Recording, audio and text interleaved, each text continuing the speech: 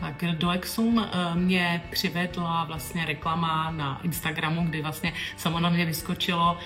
metoda Presbyon a vlastně možnost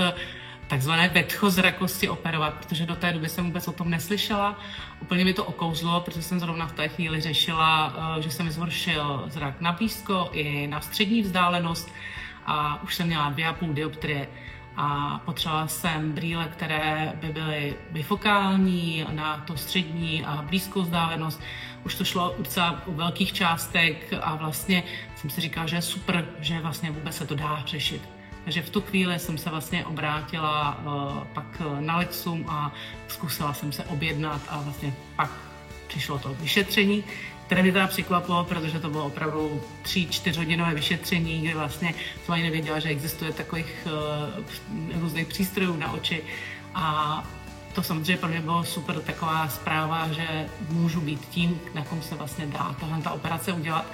protože vlastně v průběhu toho vyšetření jsem se teprve dozvěděla, že vlastně není to možné pro každého a byla jsem ráda, že teda vlastně splňuji nějaké ty podmínky. No a pak vlastně termín operace už byl velice rychle a vlastně jsem nestihla ani přemýšlet,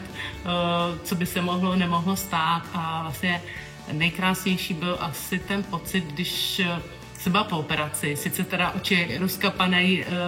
cítila jsem, že tam mám jak kdyby tam trošku nasypaný písek, ale viděla jsem na mobil, volala jsem synovi, aby mě vyzvedl a viděla jsem všechno normálně, nemusela jsem mít žádné brýle, to byl vlastně, že automaticky jsem vzala mobil do ruky a viděla jsem, tak to byl vlastně ten nejkrásnější pocit.